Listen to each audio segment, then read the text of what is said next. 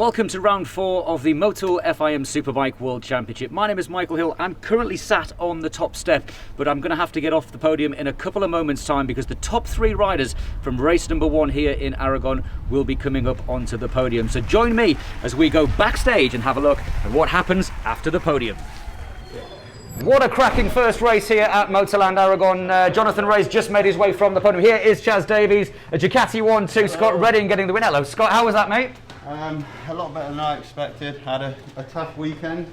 But the main thing is we didn't give up. We kept pushing, kept keeping our head down, and we managed to get a good pace for the race, which surprised me, to be honest. I didn't really think I had it, but we did, and that's the main thing, is we kept pushing forward, stay consistent, and come away on top. And a great day for Ducati, backed up admirably there by your buddy Chaz Davies. Great race.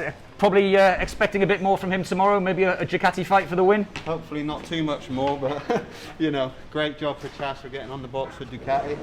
But not too much speed for tomorrow, please, mate. Well, as you can see, Jonathan Ray has already made his way in here. He's going to be doing the post-live interview. Chaz Davies is here. Let's have a quick word with Chaz and keeping the mask on. Chaz, I tell you what, Aragon, you've had 7 wins here. That was almost number 8, mate. That was a cracking comeback towards the end. Another lap or 2 and you probably have a bit of a sniff at him. Yeah, I was obviously a bit buried at the beginning, and then just playing the game of conserving tyre while trying to take a 10th out and trying to make time on the brakes rather than use the rear. Then it got to a point where they started pulling away from me a bit, so I was got to go all in here. I need to use some tyre, otherwise you're not going to get there. And unfortunately, just used a fair bit of tyre, but just got there a little bit too late. I didn't have much left. Scott put together a flawless couple of last laps, and it was I was looking for a crack, looking for an opening somewhere, but there wasn't one. But I'm really happy bringing it home for P2. Great job. Well, I know you've got some other interviews to do. Thanks for talking to us. So Chaz obviously now will regroup. Obviously the helmet's down here, the Prosecco docks here already, the trophy's down here as well. So the riders do just get a chance to come into this area. It's a little bit different, isn't it, from the circuits we've seen. Jerez and Portimao, very different. Here they've got a very spacious area where they can relax. This little area over here, a little bit empty at the moment. We're going to have all the media coming down here, and this is where they'll be doing their media debriefs. And of course, prior to COVID, the journalists would be meeting the riders at the end, either at the back of the paddock show or at the pit garages, but now they come down here, and they also do the Zoom call as well for the media that can't be here. As you can see now, it's starting to get a little bit busier in this post-live room. Scott's doing some interviews for local television as well. So again, this is a slightly different setup than what we've seen in the first couple of races. Scott is now doing a debrief. This is something we haven't seen in the first 2 races in the show. Federico from the team now doing everything for the Instagram lives and things, and Federico here. Good day for Ducati. Happy with that, Federico? Yeah, a little bit. A little bit happy? Happy? Yes. Good job. Looks like you've been in the sun though, mate. You've got a bit of a suntan going on. I work a lot. You work a lot. You always look to me like you're just looking at movies. When every time I see you in the garage, you're always looking at He's director, so... Ah, okay. I'm glad we cleared that up, thanks.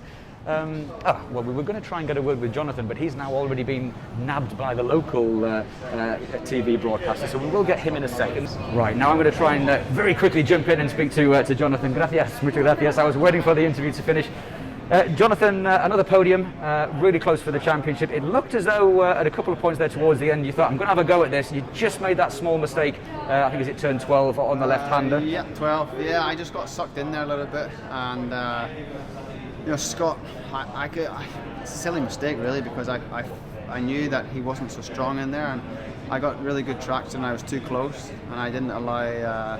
So I just got nervous. You know, I didn't want to touch him, so I sort of released the brake a little bit and went on the outside, lost time, and that let Chaz close the gap to the front, that front group. To be honest, I thought Chaz was coming so fast. I thought he was quick at the end, wasn't he? Might catch. Yeah. Scott, you know, but riding on that pace at that rhythm, they were both making some mistakes.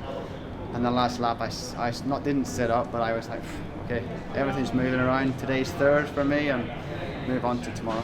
Cheers, Jonathan. Again, you can see there how the brain of a world champion works. You know, in other situations, maybe you'd go for it. If this was the last race of the championship, for sure he would have gone for it. But 3rd position is good enough, and for the championship, that's a 5-point advantage. Michael Ruben Rinaldi's now arrived, so let's go and gate crash the party. What's going on here, boys? What's going on here? having a chat. We're debriefing. Debriefing. Michael, very quickly, what a cracking ride again. Top independent, and again the third of the Ducati riders, but a great top 6 again. It seems as though anybody that said earlier in the season, maybe it's just in Jerez it was a good result. Then you went to Portimao and they said, 2 good results. Now we come to another track, completely different, and another top 6. I mean, we're getting used to this. You're getting used to this. Yeah, I'm really happy finally because as an independent team, this result is very good. But of course, our goal is my goal is to arrive in the podium. So 4th, 5th, I will need 1 place more. But I think we can do that soon. Well, 4th and 5th is better than 8th and 9th. So Yeah, we've made the step, so it's coming, right? We made the step, but now when you're closer, you can sniff the things. So I'm ready. Okay, well, Michael Ruben Rinaldi is sniffing a podium. Maybe this weekend, maybe next weekend. Elia, there is the team coordinator and everything from the media. Happy with Michael's performance? Of course. Very happy. Hope to have another year with him. You want to stay next year? Yeah, next if year? possible, yeah, but Yeah. we know it will be difficult in the next. Absolutely. We have to speak. Okay, good job. Well, we're hearing it here on the Backstage show that they're already talking about trying to keep Michael Ruben Rinaldi in that team, and it does make sense, doesn't it? Let's just have a little look down here now. Obviously, I won't talk too loud because the journalists are obviously talking. So Jonathan comes and takes a seat. He's done his first lot of interviews. Now he has to wait patiently. We can see over here that Scott Redding is talking. Gordon Ritchie we've already spoken to. He's now taking his turn to ask his questions. Ivo from Speedweek, Carlo Baldi there from one of the Italian journalists. And that's how it works. Very different. But as soon as Michael and Toprak get here, we'll have a word with them as well. And that's the beauty of the World Superbike Championship. Normally these debriefs are happening, but there's so many journalists that the riders can talk to. So many. Michael, Only special journalists. well, that's From the Netherlands. That's what I was just saying in the intro, saying that you're talking to one of your compatriots. Michael, how was that race for you? Not on the podium, but still a solid result. Yeah, it's a bit disappointing not to be on the podium, not to fight for the podium, but I think it's one of our best races in Aragon with the Yamaha, and I have the feeling that we have to change a few little things on the bike to be able to make another small step and be able to fight for podium, so I'm quite happy. Good job. Well, we'll let you go to the interviews. Thanks, mate. So fresh from finishing in 6th position, Toprak Razgatlioglu. I'm very well. How are you? You're so fast. You've even got changed as well. Because I'm not podium. Because you're not on the podium.